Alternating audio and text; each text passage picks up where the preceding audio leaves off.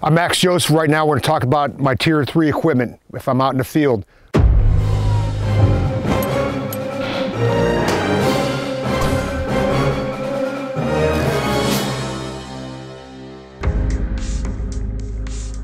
We already discussed Tier 1 earlier, that was what is on my body. Tier 2 is in my butt pack or my secondary equipment. Right now for my Tier 3, I'm using for an example here, a Maxpedition Falcon-II rucksack. Everything that we're going to be going over here is the basics. What you're going to have in here is going to be totally mission dependent and how long you'll be out in the field. On the outside of this thing, I've got my poncho. In addition to using it in the conventional sense for protecting yourself from rain, it could also be used for shelter construction. It could be used for making a field expedient litter for casualty evacuation, and it could even be used for water crossings if you construct a poncho raft with it.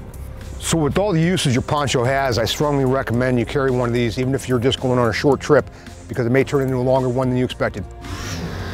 So that's my poncho on the outside right there.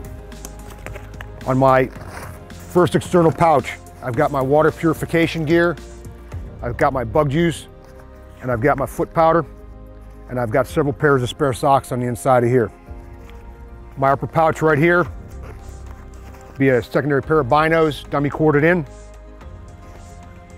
Inside my main pouch, or my secondary pouch now, I've got spare water bottles. I've got MREs, they're broken down.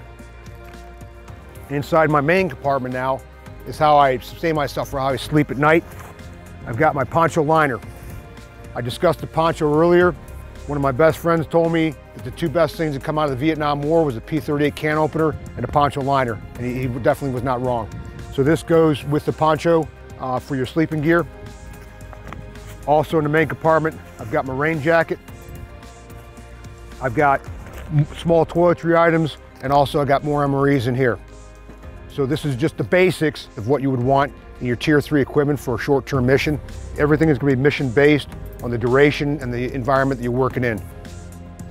Hey, so just once again, covering the concept of these 3 different tiers of sustainment or survival equipment. In case you have to escape and evade or get in trouble when you're in the water, the first thing to go would be your Tier 3 equipment. That would still leave you with your Tier 2. If for some reason you had to jettison that, you've got your Tier 1, which is on your actual body in your pocket. So thanks for watching this Maxpedition sponsored Tier 1, 2, and 3 survival tips. Hopefully you learned something.